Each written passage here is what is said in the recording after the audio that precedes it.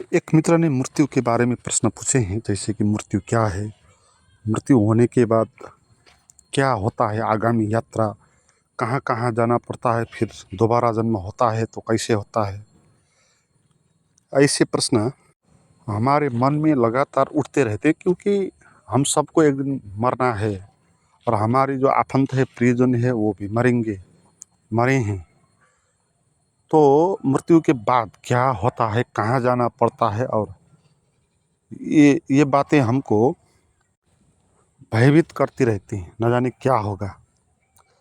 तो मृत्यु के बारे में क्लियर होना चाहिए, मृत्यु क्या है इसके बारे में समझना चाहिए और ध्यान के प्रयोग के द्वारा मृत्यु का अनुभव करना चाहिए।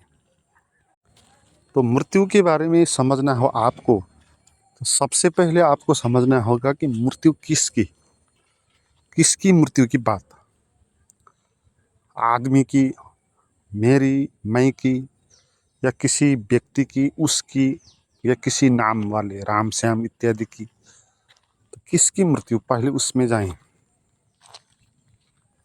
तो उत्तर आएगा मेरी या उसकी। मैं, वो, या कोई नाम, राम श्याम, ये जो भी होंगे ये होंगे नाम, एक नाम है। तो यहाँ पर हो गया एक नाम की मृत्यु। और वो नाम क्या था? वो नाम था जाति, धर्म, लिंग, पेशा, उम्र, शरीर, मन, इन सब का जोड़ जो था वो एक नाम था, और उसकी मृत्यु हो गई। तो यहाँ पर जो मरने वाला मैं होता है, वो मैं कोई अलग चीज़ होता नहीं, क्योंकि मैं तो जोड़ था ना। मैं कुछ अलग चीज़ होता तो उसको मृत्यु होती, मगर मैं तो कुछ था नहीं। वो जाति, धर्म, लिंग, नाम, शरीर, मन, इन सब का जोड़ था। ये सब जुड़ के बना था मैं, और उसको हमने नाम दिया था मैं। जैसे एक घर होता है, तो घर भी कोई अलग चीज़ नहीं होता, वो मिट्टी, लोहा और सीमेंटी, इन सभी चीज़ों का जोड़ होता है। कुछ अलग घर जैसा कहीं हम पाते नहीं। हम उस चीज़ को नाम देते हैं घर, जो चीज़ अन्य चीज़ों के द्वारा मिल के पैदा हुई। ऐसे ही हमारा जो मन है, मैं है, वो भी अन्य सारी चीज़ को मिल के बना है, अकेला मैं नहीं है। तो यहाँ पर मृत्यु हो गई तो किसकी हो गई? जैसे घर नष्ट हो गया, तो वहाँ क्या नष्ट हो गया? एक जो घर नाम दिया था हमने, वो नाम उसका वो नष्ट हो गया। अब हम उसको घर नहीं कह सकते। हालांकि चीज़ें जो घर निर्माण करने के लिए आई थी, वो सभी चीज़ें हैं वहाँ। ऐसे ही जब मैं मरता है, तो मैं को निर्माण करने के लिए जो जो चीज़ें हैं, सभी कुछ वहाँ होती है, मगर बिखर जाता है, इसलिए एक आकार नहीं बन पाता। अब हम उसको मैं नहीं कह पाते। तो मृत्यु में क्या हो गया? मैं नहीं हो गया, मैं अब हम कह नहीं सकते। तो मैं क्या था? जोड़ था, अनेक चीज़ों का जोड़ था, तो कुछ अलग मैं था नहीं। इसलिए यहाँ पर मृत्यु किसी की नहीं हुई, या कहें उस मैं की मृत्यु हुई, वो भी आधी मृत्यु हुई। वो मैं बना था शरीर से, अब शरीर उसके पास नहीं है। जाति, धर्म, परंपरा, संबंध, देश, ये अब उसके पास नहीं है। तो ये चीज़ नहीं है उसके पास, मगर जो विचार हैं, मानसिक सूक्ष्म शरीर है, वो उसके पास अभी है। तो कहीं आधी मृत्यु हो गई, वो भी काल्पनिक चीज़ों की मृत्यु, जो मानी हुई बात थी। मैं एक मान्यता है, और उस मैं की मृत्यु हो गई, तो जो है ही नहीं उसकी मृत्यु कैसे हो सकती है? मैं तो था ही नहीं, एक जोड़ था। इसलिए मृत्यु यहाँ पर किसी की भी नहीं हुई। जिन चीज़ों के साथ मैं बना था, उसमें से कुछ चीज़ें उससे अलग हो गई, ये हम कह सकते हैं। जैसे शरीर उससे अलग हो गया, ये भौतिक शरीर, और ये संसार उससे अलग हो गया, संबंधी अलग हो गए, देश अलग हो गया। मगर उसके मन में जो विचार हैं, उसका क्या हुआ? जो भाव है उसके भीतर, काम, क्रोध, लोभ, मोह, ईर्ष्या, ये सब भाव वृत्तियाँ, इनका क्या हुआ? क्योंकि ये चीज़ तो मर नहीं सकते, ये चीज़ें नष्ट नहीं हो सकती। जैसे घर नष्ट हो सकता है मगर मिट्टी तो नष्ट नहीं हो सकती। तो विचार भाव ये भौतिक शरीर नहीं रह के भी हो सकते हैं अकेले। ये बात हम स्वप्न में जान सकते हैं। जैसे स्वप्न में हमारा भौतिक शरीर लेटा हुआ होता है अपने रूम के अंदर, मगर हम वहाँ से दूर जाकर किसी स्वप्न में दूसरे संसार क्रिएट करके वहाँ हम जा सकते हैं, रह सकते हैं। तो इसका अर्थ ये हुआ हमारा जो मन है वो इस शरीर से बाहर निकल के भी बाहर किसी और संसार को क्रिएट करके वहाँ रह सकता है ना। तो उस तरह जो रह सकता है उसको हम कहेंगे वो मनो शरीर है। शरीर दो होते हैं, एक भौतिक शरीर होता है, एक मनो शरीर होता है। इसी को शास्त्र में कहते हैं स्थूल शरीर और सूक्ष्म शरीर।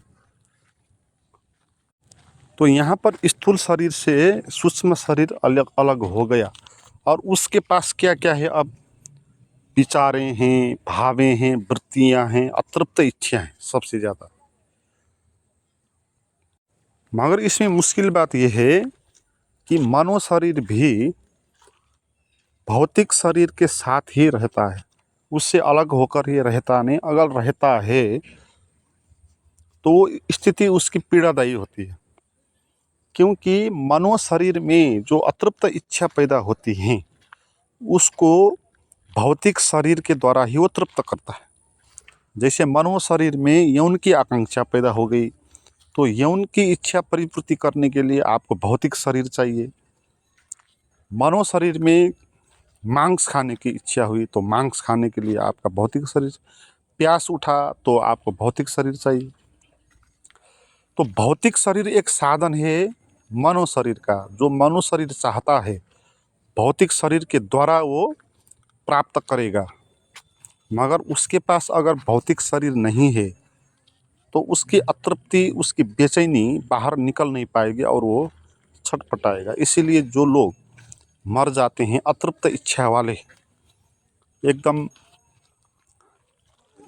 आसुरी प्रवृत्ति वाले, दानवी प्रवृत्ति वाले, जिनके पास बहुत अतृप्त इच्छाएं हैं, यौन की इच्छाएं हैं और सुसाइड कर गए जल्दी, और भीतर यौन की तृप्ति करने की इच्छा है बहुत, खाने की इच्छा है बहुत, बदला की इच्छा है, किसी ने किसी को हत्या कर दिया, अब उसको बदला लेना है उसको, मगर बदला लेने के लिए भी शरीर आवश्यक है। उसको कैसे प्रहार कर पाएगा मनो शरीर। इसीलिए ये जो आत्माएं कहते हैं ना, जिसको ये भटकती हुई आत्माएं, आत्मा यहाँ नहीं होती। आत्मा तो न कभी पैदा होती न कभी मरती, ये मनो शरीर होता है। भटकता हुआ मनो शरीर अपनी इच्छाओं को पूर्ति करने के लिए ये जो कमज़ोर हृदय वाले लोग होते हैं ना, उनके शरीर में प्रवेश कर जाते हैं। इसी को हम भूत प्रेत कहते हैं ना, वो लोगों के अंदर आ जाते हैं और वहाँ आके आप देखें ना कैसे मांग करते हैं, अपने अतृप्त इच्छाओं को पूर्ति करने के लिए वहाँ आते हैं। वो बात भी सही है क्योंकि वो छटपटा रहे थे, उनको कुछ खाना था, भूख थी, मगर वो खा नहीं सकते। अब किसी के भौतिक शरीर में प्रवेश करके वो खाने के लिए कहेंगे। इसलिए जिसको भूत प्रेत लगता है वह खाने के लिए मांगता है कि मुझे मांस दे दो, कोई कहेगा मुझे यौन दे दो, यौन की इच्छा पूर्ति करने में लग जाएगा। कोई दुश्मनी है किसी के साथ तो उसके प्रति क्रोध से भरेगा, उसको गाली गलौज करेगा, उसके लड़ने के लिए चला जाएगा। तो मरने के बाद जो मनो शरीर बचता है उसके पास अतृप्त इच्छा होती है और उसको पूर्ति करने के लिए उसके पास स्थूल शरीर नहीं होता है। इसलिए वो जल्दी स्थूल शरीर को ढूंढता है। अगर जल्दी नहीं मिलता है, ज़्यादा समय भटकना पड़ता है, तो लोगों के शरीर के अंदर प्रवेश करने का प्रयास करता है। तो उसी को हम भूत प्रेत पिशाच डांकिनी क्या क्या इस तरह से कहते हैं, बोक्सी। मगर इनकी यात्रा क्या होती है, ये स्थूल शरीर से बाहर निकलने के बाद कहाँ जाते हैं, क्या होता है, इसके बारे में समझ।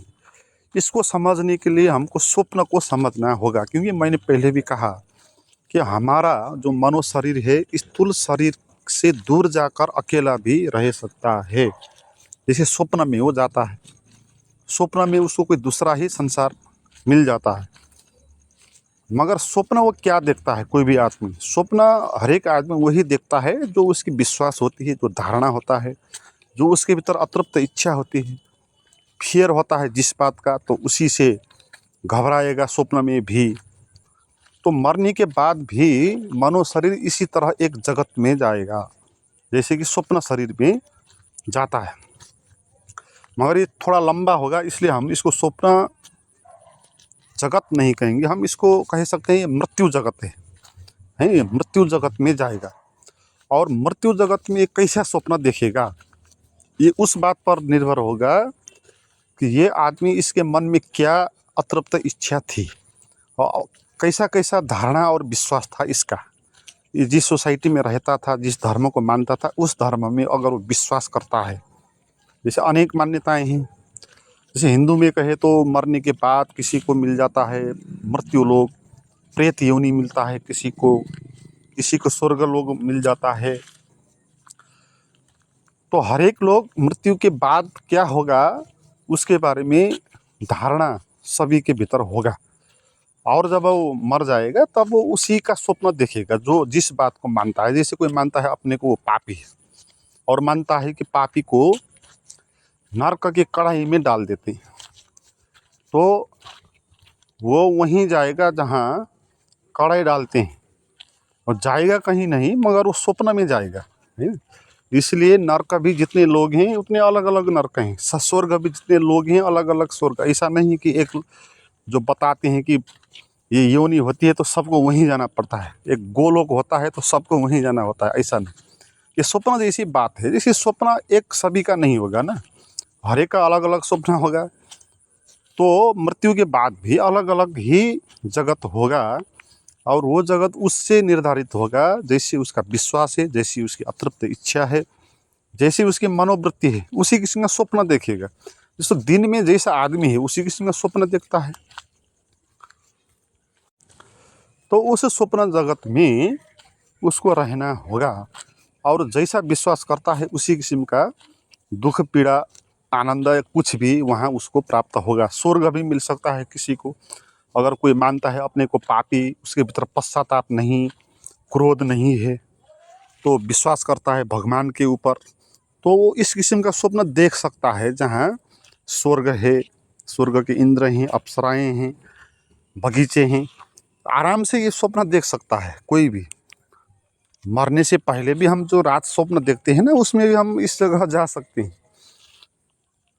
तो इसी को हम देव कहते हैं, है ना। जैसे देव कहते हैं ना, वो जो अच्छे आदमी तो उस किस्म के जगत में जाते हैं। मगर चाहे आप नरक में जाओ, चाहे आप स्वर्ग में जाओ, मरने के बाद वो स्वप्न ही होगा, वो झूठ ही होगा, वो आपकी कल्पना ही होगी। जैसे रात में आपने स्वप्न देखा कि आप स्वर्ग में हो, तो भी वो झूठ ही है, स्वप्न ही है। तो स्वर्ग जाने की बात भी कोई बड़ी बात नहीं ना, जो हम लोग कहते हैं कि स्वर्गारोहण हो गया किसी का, उसको स्वर्ग मिल जाए। हाँ, वो नरक के स्वप्न से थोड़ा अच्छे स्वप्न है, मगर है वो स्वप्न है।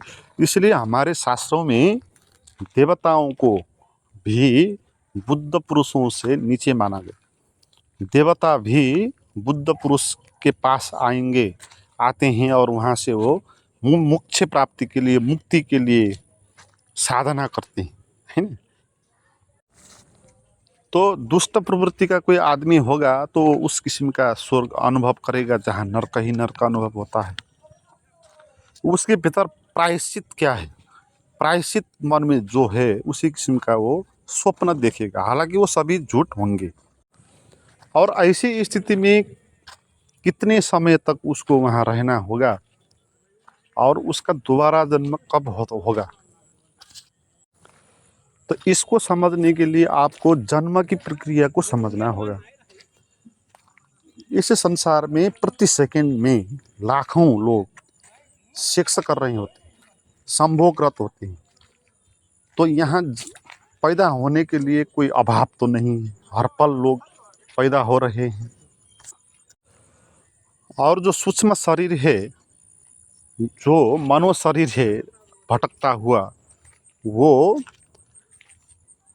सूक्ष्म शरीर को ढूंढ रहा है और जो लोग हैं उनके शरीर के भीतर प्रवेश करने का भी प्रयास कर रहा है, मगर वहाँ उसको मुश्किल होगा क्योंकि वहाँ उसका अपना मनो शरीर है।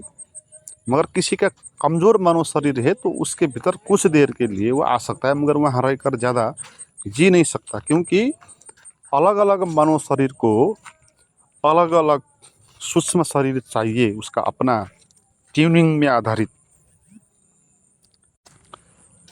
तो ये लॉ ऑफ नेचर से जैसे लोग पैदा होते हैं, गर्भाधान के बाद उसके भीतर जो भ्रूण पैदा होगा, सूक्ष्म शरीर पैदा, स्थूल शरीर पैदा होगा, पहले 2-3 महीने तक जो गर्भ भीतर पैदा होगा, तो पहले वहाँ स्थूल शरीर पैदा होगा और उस शरीर के बाद उसमें मनो शरीर प्रवेश करेगा और वही मनो शरीर जो सूक्ष्म शरीर पाने के लिए भटक रहे हैं और अपने अपने स्वभाव के द्वारा, जैसे दंपति हैं इसमें भी निर्भर होगा कि किस किस्म के दंपति के साथ कैसा बच्चा पैदा होगा।